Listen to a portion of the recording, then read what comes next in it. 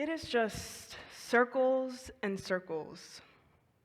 The problem is, people always want to blame others for issues, but never come with solutions to fix them.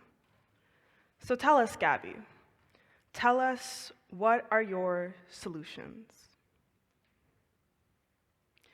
We were going to change the world. Let me take you back 3 years ago when I was a high school senior beginning the college search process. The one thing that I was looking for in a university was that it would pay a lot of money. It didn't matter where it was, the size of the school, or even its demographics.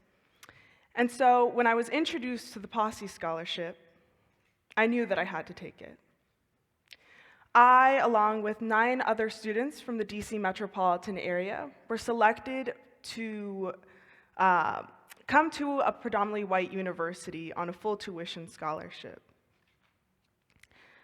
At this time, I knew that we were all coming from relatively diverse identities and areas, that we all had different passions and different interests. But there was one thing that we all had in common when we were getting selected: leadership. We were all leaders in our own ways.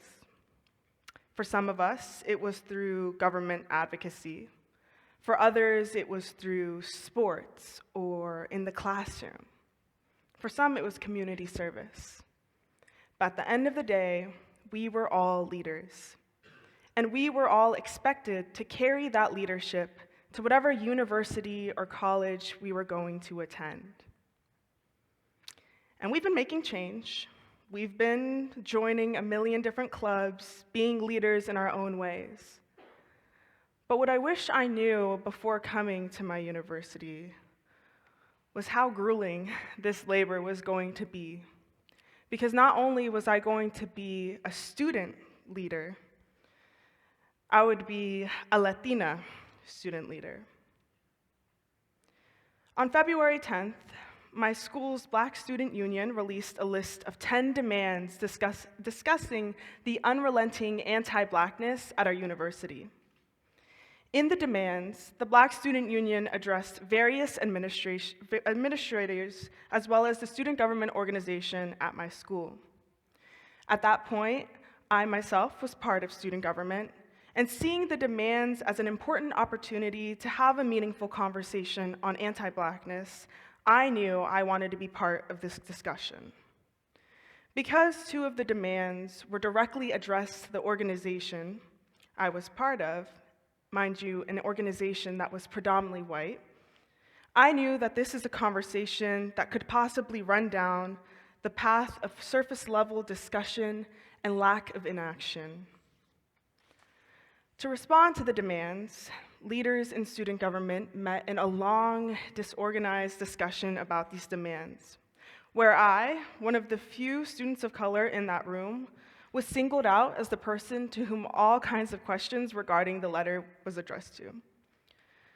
I was also questioned for my public support in reposting BSU's list of demands on my Instagram story.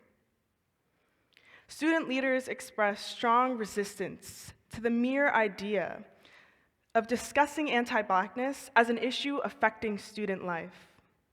And such, a white student at this meeting directed offensive, racist comments towards me that implied that some student leaders like me never propose solutions and engage in useless conversations that go in circles and circles.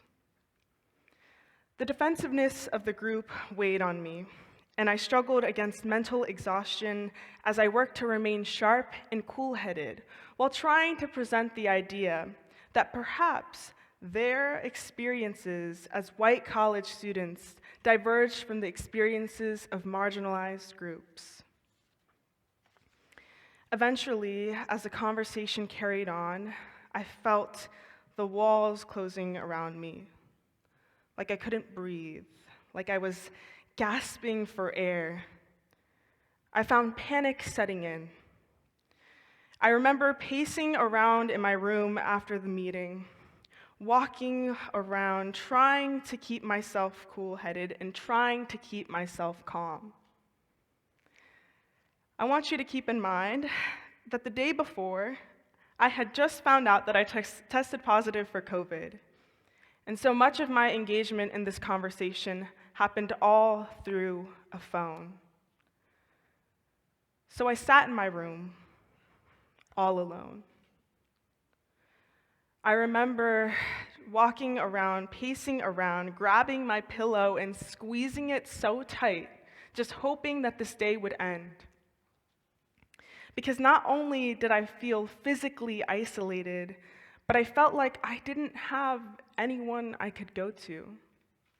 At the same time, many of my friends, many of whom were students of color, were preparing to go to a retreat the very next morning. As I sat there crying in my room, trying to keep the noises muffled so that my residents wouldn't hear, the words of a fellow student that was facilitating the conversation rang in my head. To keep it short, earlier in the year, I had expressed great concern about the way diversity and inclusion was handled in the organization. After many different conversations and discussions with people from all different kinds of places on my campus, I found myself being told that my role in student government was to do the work, the diversity work. That it was my job to help my peers become more sensitive, better advocates. That it would be my job to reach out to the various multicultural organizations on my campus, and that it would be my job to speak on behalf of all marginalized students. That for people like me on this campus, we were going to do the work, and we could never simply just be students. Coming to a predominantly white university, I knew that my identity would carry weight. That I would not only have to deal with the struggles of being a student, but that I'd also bear the responsibility of being the diversity in a white-dominated space. Everywhere I navigate on this campus feels like some type of act of resistance. Because not only does it threaten the institutional systems that my university perpetuates and operates on, but it also challenges the cultural norms of my school that facilitates acts of exclusion, alienation, and tokenization. So what happens when our very being feels like an act of resistance? We who have historically put in that emotional, unpaid labor for universities to simply thrive off of our diversity numbers.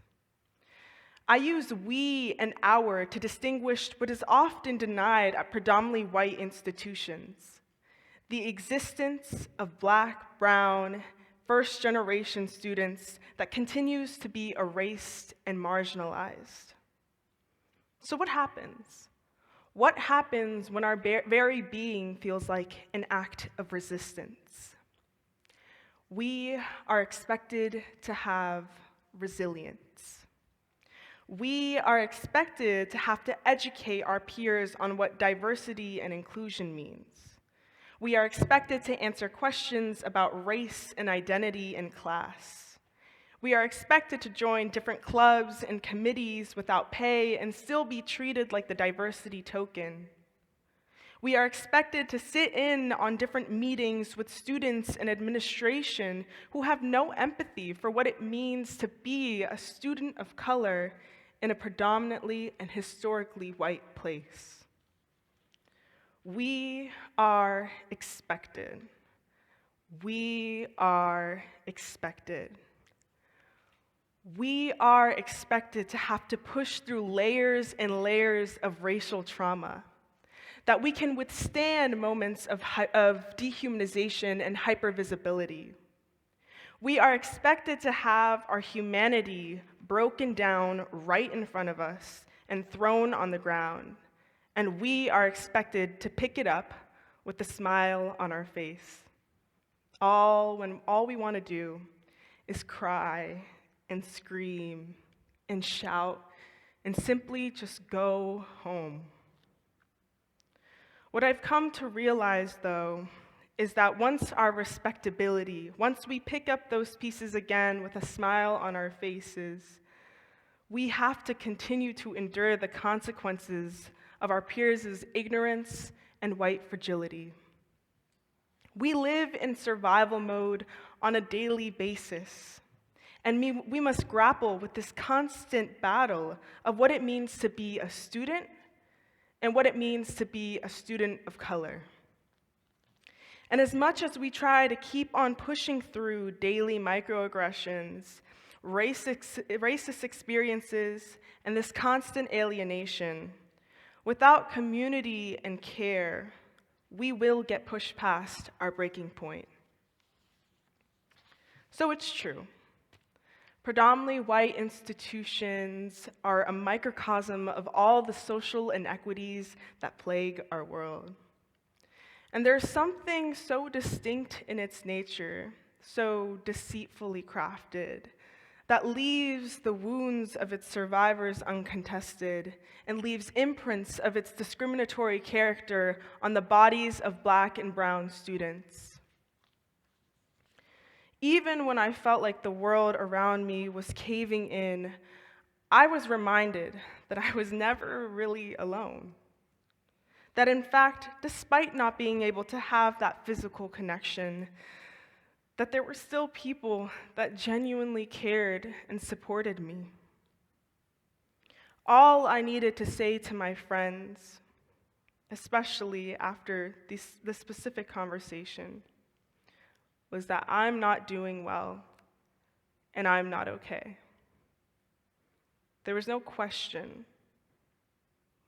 I just simply cried. I went to my friend's room, I went to some of the staff and faculty on my campus, and I just cried. And I felt like I hadn't been able to do that in such a long time because I had just kept on building up this resilience all alone.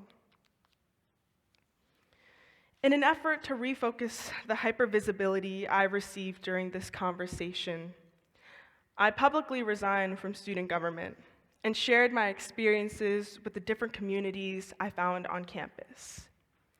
It was probably one of the toughest decisions I would have to make, seeing as I considered student government to be the only outlet that I could make change. But I realized that I could no longer take part in an organization that undervalued my labor, mistreated my brownness, and tokenized me when it benefited them. I could no longer be in an organization that didn't sustain me as much as I sustained it. So what did sustain me? The friends that I created on this campus, the spaces that I held and also established in a predominantly white space, the Women's Resource Center at my school, the Diversity and Inclusion Lounge were all places that I found myself going to after my resignation, because it felt like everywhere I went on this campus, everyone knew what happened. That I cried, that I got angry, that I was mad, and that I was disappointed. But at the end of the day, I found myself going to the people who I felt so great with, the people that sustained me. And I knew I wasn't the only student of color who felt this immense pressure to have to prove our existence in a predominantly white space. And with that, I expanded my community and my circles of support to hundreds of people. When I had publicly resigned from student government, over 1,500 students viewed my story. Hundreds of students, both current and former, as well as activists that I'd followed and had met previously, and even prospective students, shared their messages of similar experiences, but also words of encouragement. Not only did I have a community on this campus, but I had a community all over the world. With sit-ins at student government and conversations with people from every aspect of our campus, now I felt like I was genuinely advocating for change alongside my community, not just for. It becomes clear that our efforts, while enduring subtle but undermining acts of racism, must withstand the hypervisibility that comes with being one of the few members of color in a predominantly white space, and that our tokenization and dehumanization pervades every aspect of our lives. I know that without a doubt, had I not found community on this campus, I would have left. I would have transferred. I would have gone to another school, and I would not be on this stage right now. But I was lucky that I did. Ostensibly, university and the college life is supposed to be a time full of fun, the ability to explore different career interests. But what we fail to recognize is that for many Black and brown students, we are often tasked with the labor of educating ignorance, enduring traumatizing experiences, all while trying to live up to the lively expectations of being a college student. In a study I found in 2017 by Musis and Friends, they found that students of color often feel uncomfortable in different locations on predominantly white campuses. But students of color can also feel supported in other locations and communities they deem as counter spaces. With the idea that students feel more comfortable in certain spaces more than others, this study attributes this comfort to the ways in which these experiences allow students to connect with people who have similar backgrounds, to learn more about their cultural communities, and to feel validated in whatever experiences they may have. This is especially critical to understand with the increasing rates of racial diversity at predominantly white universities. At predominantly white universities, their demographics, their climate, their curriculum, and traditions simultaneously embody and reproduce whiteness and white supremacy within the higher education sphere. In a place that is dominated by whiteness, marginalized students often must find spaces in which they feel safe, spaces in which they feel like they belong. And oftentimes, this is a space that students themselves must cultivate on their own and with the help of the few faculty and staff of color that also must endure the grueling labor of being diversity in the workplace. Our efforts are empowering and exhilarating insofar as they allow us to break a sense of normalcy and give ourselves the authority to enter decision-making spaces. However, even when successful, such thrilling activism is grueling labor as it requires participants to endure the weight of hypervisibility, which often leads to burnout, exhaustion, and a sense of losing oneself in a morass of endless struggles, especially when Black and brown students are at the forefront of change on college campuses. But when we find that small group of people that allow us to enjoy ourselves while we simultaneously push for change, we realize that we have to support and care for one another. We simply cannot move forward without solidarity and community. I urge you to find that community, wherever it may be, that will allow yourself to heal, to find joy, and to simply be. I urge you to find community and empowerment through the shared experiences other students of color may have on campus. There is a we, and this is a journey that I ask you to take with me and for us to take together. As out of control life may seem in predominantly white spaces, we have the power to rise above and take care of one another, as well as participating in acts of resistance such as resigning from organizations or doing sit-ins. But remember to reach back down to the ground. Reach towards your roots, your origins, your motivations, and engage in self-care with community that is as exhilaratingly powerful as your resistance. As Audre Lorde said, caring for myself is not self-indulgence. It is self-preservation, and that is an act of political warfare. Thank you.